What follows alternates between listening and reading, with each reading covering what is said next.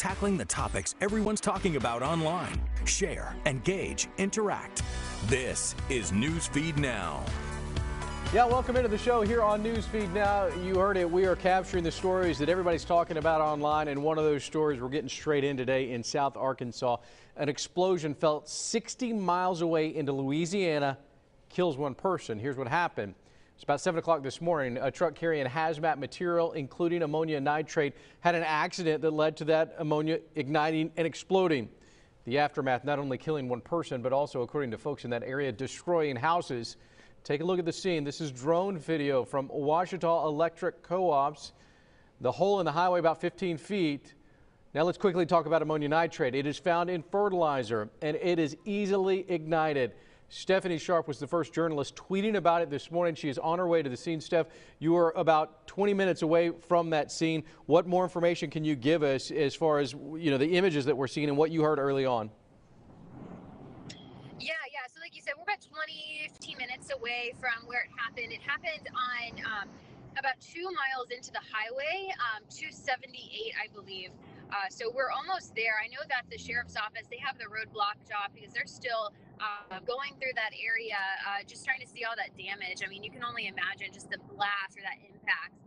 Some of the photos that we're seeing, there was a huge mushroom cloud as soon as that truck had exploded this morning. So what we kind of know is that there was some sort of accident that happened. The truck is technically, it wasn't a semi, it's called a hopper truck. So that's what it was. And it was carrying the ammonium nitrate, like you said, typically found in fertilizer. So whenever that,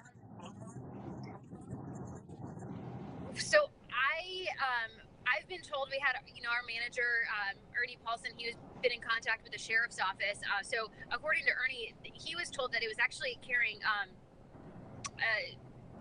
chicken poop. I don't know how else to say that. Yeah, manure. So anyways, yeah, exactly. Anyway, so that's what we're told that it was carrying.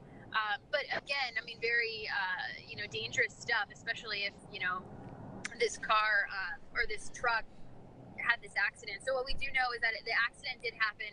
They ended up evacuating people that were in a 1 mile radius of this accident, and then that's whenever the truck exploded and caused that huge explosion and that ginormous mushroom cloud and that big crater that you see in all the photos from the Arkansas Department of Transportation. Have you talked to any homeowners in that area about damage sustained? Because I've heard that there are destroyed homes there in South Arkansas. Yeah, that's what we're hearing. We're hearing different reports on social media about that. So I'm trying to get in touch with people that live in that area to see just the extent of the damage. I mean, you can only imagine how much it just rocked that area. So that's what we're trying to get in touch with people right now that live out there. And hopefully once we get to that area, get to a scene, we'll be able to like learn more. It's always better when we have boots on the ground. Yeah. All right. Stephanie reporting. Stephanie, thank you so much. Stay safe out there as you go out there. Kind of want to rehash what we know right now. And we're bringing this to you on a regional perspective because, you know, you don't really hear about explosions of this magnitude that often, especially ones that are being felt 60 miles away. This happened in a rural area of southern Arkansas, and it was felt into Louisiana, so south into Louisiana. Here are some pictures. Stephanie mentioned that mushroom cloud. Here's the look of that mushroom cloud. Very distinct that this was not just a simple fire out in the woods, if you will. Here's a scene closer to where the accident happened. Here is that truck on fire. This is what we believe led to that explosion. And Stephanie also mentioned the crater. And I want to show you that. This is from the Arkansas Department of Transportation. If you look at this to me puts it all into perspective. A lot of times pictures don't really tell you everything, right? To me, this picture says it all. This is a highway, a 2-lane highway. This is where that truck was supposed to be traveling toward those people you see there. This highway is no more. It is gone. And the trees around it, if we continue to look at these pictures, the trees around it have been stripped, right? You can see the blast that went up, taking down some of the trees. Some of those trees left without any leaves on them, without any branches on them. This was a very impactful, a very powerful explosion. Again, right now we do know that it has killed one person, and we are hearing that there is damage, homes destroyed in that area, and that blast felt into a different state. We'll continue to follow this. Make sure you follow Stephanie Sharp on Twitter. Interact with her, and she's going to be sharing more information. Here's her Twitter page. It is at Steph M. Sharp. At Steph M. Sharp. Moving ahead, going to Tennessee, near Nashville on Sunday, a man attacked a 16-year-old girl while she waited on the side of the interstate for her dad after she got a flat tire. Today, Franklin police are desperately searching for clues that may lead them to the I-65 attacker. Stephanie Langston has the story. Sunday night, around 8:20. This is one of those cases that was truly an out-of-character crime of opportunity. A flat tire landed the victim on the side of I-65 just before the McEwen Drive exit. The teen was waiting for help here underneath this light pole when she says the man approached her from behind, covered her mouth, and began dragging her down this hill.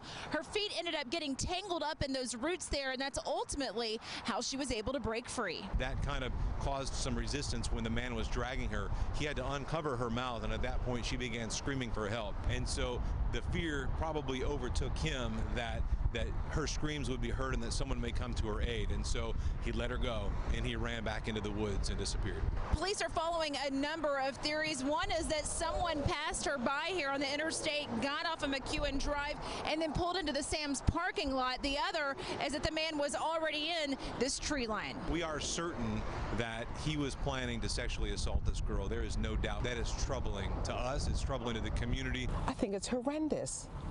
It's awful. Shoppers at Sam's say it's terrifying, but proof fighting back can pay off. Brave, powerful young girl. I have to say, she was very brave. While the teen recovers from minor physical injuries, police are using all of their resources determined to catch her predator. This is something that we're going to run after hard until there is nowhere else to look. We want to do everything that we can to get this predator identified and off the street. All right, Stephanie Langston reporting for us. Let's bring in Brent Ramonda. Brent, obviously this has got to really shake Central Tennessee right now when you think about something like this, something as innocent as waiting for your dad to come help you out, that has turned into something so horrific. Yeah, certainly a lot of people are on edge here. You know, we've given this story a lot of coverage because a lot of people are worried, especially as you mentioned, you know, this 16-year-old girl, she's waiting on her dad to come help her out. And police were saying this was almost a crime of opportunity. They're still trying to figure out where this guy was, if he was driving down the highway and spotted her, or if he was in the Sam's Club along that tree line. So certainly a lot of fear for parents, and rightfully so. Brent, where are we on this case? Is there a person of interest? Is there any suspects? And how's the girl doing? So not a lot of information known about the suspect. We do know that there is a sketch out. They have put out a description right now. They're asking anyone with information to obviously come forward. There have been a few sightings, possible sightings that police are looking into, but nothing set in stone right now. As far as the girl, she is doing better.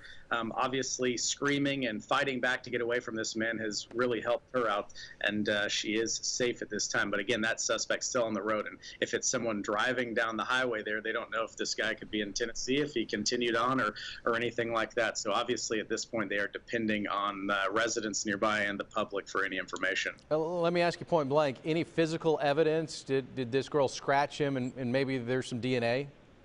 Still unclear at this time. We know that, you know, there was a physical altercation. He did try to drag her down into that wood line. So at this point, we're waiting some more information from police. If they give that, definitely help out quite a bit. But at this time, only that sketch is what people are going off of. What's the feeling right now among social media users there? I mean, this is a story that's gotten a lot of attention. The first time we posted on Monday, right after it happened, about 600 shares, you know, a lot of comments, as you can imagine, a lot of concerned parents. So there is a lot of people that are investing their time, probably keeping their eye out. And a lot of times police do depend on social media and people to help out in these cases. Brent Ramonda reporting for us. Appreciate you there out of Nashville. Thanks so much for taking the time. Hey, Matt, do we have this sketch pulled up? I want to make sure that we can show these guys who are watching today the sketch of who this was. For you.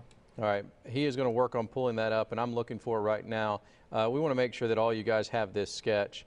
Matt is working on that. We're going to hold right now before we go over to our next story. Matt, we got it? All right, we're still waiting for it right now. This is just a really scary situation, if I'm honest with you. As a dad of 2 girls, you never, ever really expect anything like this, right? There's something so innocent, how the story's been told to us, and just out of nowhere, something like this happened there in Nashville. They're thinking of it as a crime of opportunity.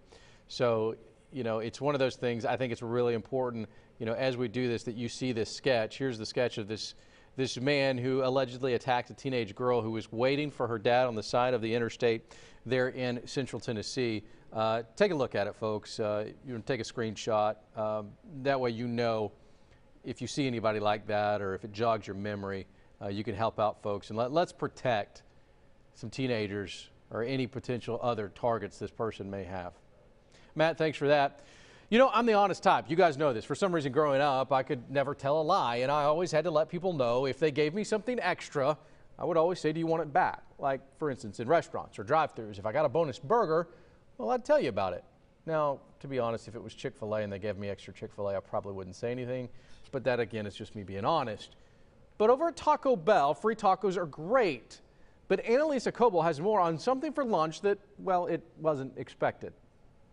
A free item at your local drive-thru is usually a pleasant surprise. When she arrived, she said we got a little bit extra from Taco Bell. But in William Ratcliffe's case, it was an alarming one.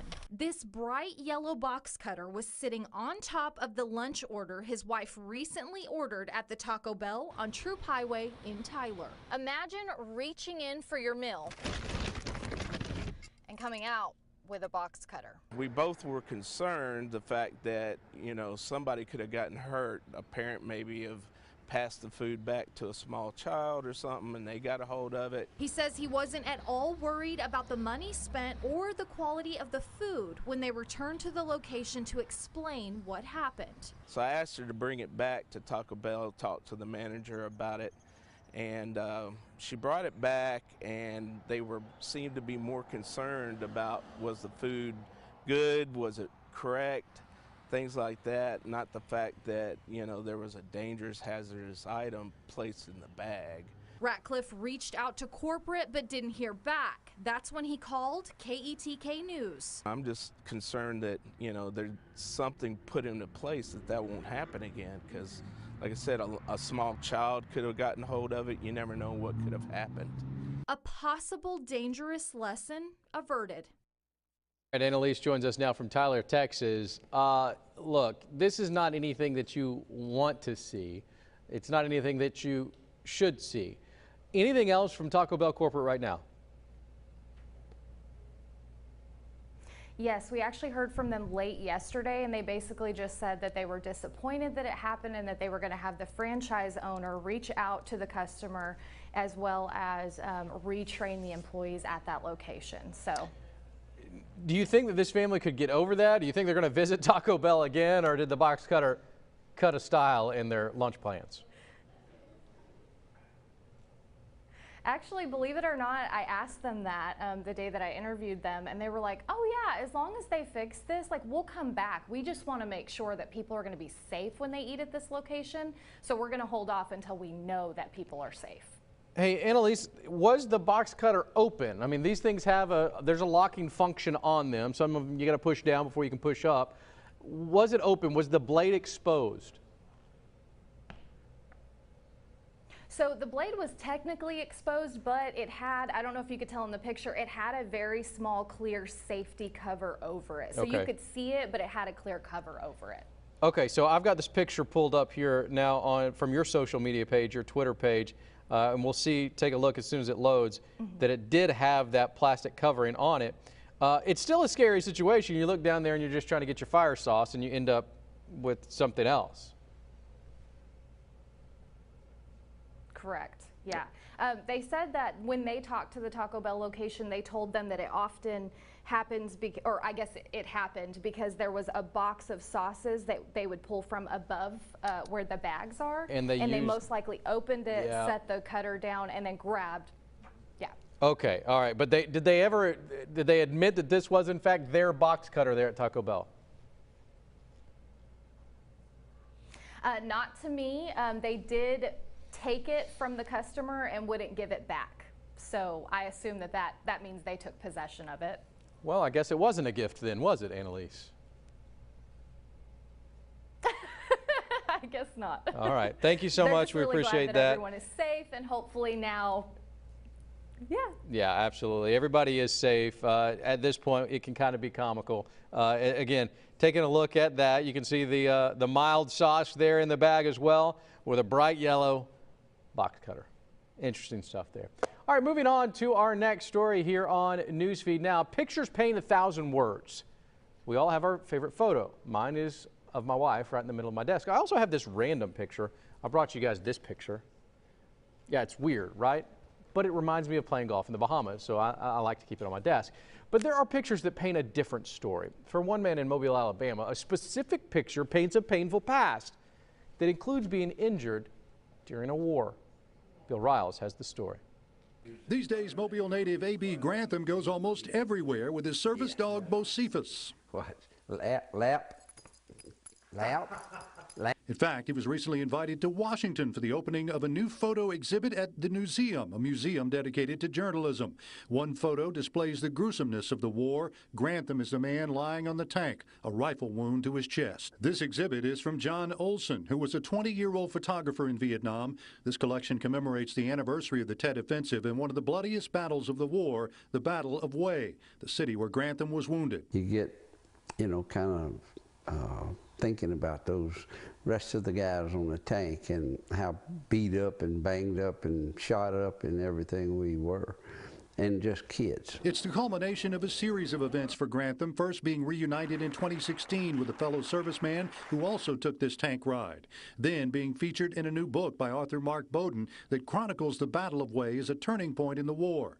The last chapter is about Grantham. He wrote the book. I had not a clue he was going to put anything I said or did in the book. Grantham was also interviewed for stories by several national news outlets, including CBS News correspondent David Martin, and a story that aired on CBS Sunday morning. Grantham says he welcomes the attention, especially if it will help draw attention to the plight of other Vietnam veterans. Maybe generate some recognition and some appreciation for some of the veterans that are still struggling. All right, Bill joins us now. Bill, pictures are so important, right? They show us things in our past. They show us history. But as I'm reading a little bit further into the story, there's a little bit of a dispute going on with this one. Well, there is a dispute, and the next part of this story, I just got off the phone earlier today with Rob Blaine. He's James Blaine's little brother, and he was telling me about some of the compelling evidence that they have found that the man in the tank may actually be James Blaine. So we're looking into some of that evidence right now for a follow-up report. But the main thing about this, you heard A.B. Grantham say, that if the Blaine family wants to believe that that's their guy, their family member on the tank, so be it if it helps them with their grief. The Blaine family says what's important to understand is that if it is James Blaine in that tank, they want it known, and they want it known for his place in history, because rightly it is his. All right, so as far as Grantham, does he still believe that's him? I believe he believes it is him. And the reason I say that is because ever since I've been covering the veterans community here in the Mobile and Gulf Coast area, it's been taken on faith. That's a famous picture, and it's been taken on faith among just about everybody in the veterans community that it is him, including Grantham himself. And you have to think back at that time. Grantham was wounded, almost mortally wounded. The backstory there is Grantham was put in a body bag. He was left for dead. Wow. Before he moved, and the surgeons pulled him out and saved his life during that time. So, he knew that he was on a tank. He remembers things about that trip to the medics, in and out of consciousness. So, yeah, a blurry time, but he has pretty distinct memories about it. How in the world would we ever be able to truly determine who's who? Well, that's a good question, and a lot of it has been done. There are several other people involved in this. There are a military historian. There is Don McCullen as well, the photographer who took that black and white picture that purports. And remember the guy, the medic, a guy named Richard Slagle. He's the guy with the octopus, the toy octopus in his helmet. He was in both pictures. And it's really one of the keys. Schlegel is on the record saying he believes the man in the tank is James Blaine. Others on the tank do as well. So it's a blurry picture for all of us who weren't there. And it's going to stand records and some first count witnesses to determine who it is or who it isn't. Will it ever be resolved? I don't know. Bill, I don't want to be brash here, but outside of one family or another, in the scope of history, does this matter to the magnitude of that picture? Because, again, if we look at pictures, it's still invoking the same emotion. It certainly is, and that's what Grantham is saying about it. I'm sure he would like the dispute to just go away because he wishes no ill will on the Blaine family. Sure. The Blaine family knows that he served his country and his story is correct and true, and so they don't want to get into argument over the thing. And Grantham is saying, yeah, the picture tells the story of the struggle of the Marine Corps in the Vietnam War. The Blaine family in that is saying, look, our relative deserves his place in history. Yeah, I can see it. I can see that. Absolutely. All right, Bill. Thanks so much. Thanks for taking the time. We appreciate that. Very interesting story there. How one picture sometimes paints different stories in this case. Moving to our final story. You guys know I love my kids. I've got 2 daughters. I'm already teaching them what they can do, and that is anything they want to do. If they want to play golf with me, they can. If they want to dance with their mom, they can. If they want to be president, I promise you Lily and Avon can be president. They can do it all. But let's be honest. Sometimes it's hard to break the glass ceiling. Just is. Women have had a hard time breaking into certain fields. But in Louisiana, one college is promoting women to greatness one weight at a time. Emily Greco has more. We live in a world where, we don't think women, know what they're talking about or they can do the job that a man can do. But they've given us proof that, they know what they're talking about. Meet Candace Walls and Kaylin Stitcher. Both work with the athletes at the University of Louisiana to help them succeed on and off the field. So I do everything from the weight training to speed and conditioning. I'm on the field, I'm at games with them, I warm them up for games. It really inspires us to help the kids achieve what they want to achieve in life. Many aren't used to seeing females train male athletes, but for them, it's so much more than just a job. To me, I get to set a good example of how women should uphold themselves in front of the male athlete, and then I can show the women how you can be a powerful woman in a world that's kind of dominated by men at times. Earning the respect and having to prove your knowledge isn't always an easy thing to do, but sometimes just lending a helping hand or having an ear to listen is the key to all of it. They have to be able to trust you. I think it's more about being patient and being able to really truly listen about someone. I have days where I'm not really feeling well. And, the first person we go to is Stitch, like, Stitch, I'm not feeling well, like, what do I need to do? Deuce Wallace is a senior safety for Ragin' Cajun football. He admits that having both Candace and Stitch around has made a huge difference in his life. If you're questioning what they say, just look at the products they've created. Both Candace and Stitch, they are very detailed about what they do, and they take it very seriously, and it shows. And he has a message for the 2 of them. Stitch and Candace, we love you. We hope y'all stay forever. All right, let's go to Emily live in Lafayette right now. Emily, very cool story. And again, first things first, as a dad of 2 daughters, thank you. Thank you for doing the story because these type of stories are important for our future. Tell me a little bit more about these 2 very strong women. Well, the nutrition program is new to UL this year, so this is their first year with the university. But like they said, they're just really concentrating on getting close with the athletes, not just on a nutritionist level, but getting to know them off the field as well as on it so they can help them progress in life, both as an athlete and as a student and as a person. How much responsibility do these 2 feel as far as setting examples and becoming kind of that role model for these athletes? Oh, I think they feel a huge responsibility because they know that it starts with them. The way that they act around the athletes, the way that they act around the coaches, it really does, like you said, set an example for how they need to treat other people. And especially women, they talked about, setting a good example for women who might want to pursue a career in sports, that they can do it no matter what, and they shouldn't, feel like they're any less than a man. Did they ever want to be trailblazers, or did that just kind of come with the territory? I think it was just, they had a passion for nutrition, they had a passion for sports, and they followed their dream, and they were able to get to this level. And I think that they didn't even know that they would be trailblazers in it, but the fact that they are is amazing. Emily, thank you so much for taking the time. Very cool story. We'll be posting that on our Newsfeed Now websites. Thank you. Appreciate it. That's all the time we've got. We went long today, but that's okay. We can do that. So we got to go. Bye.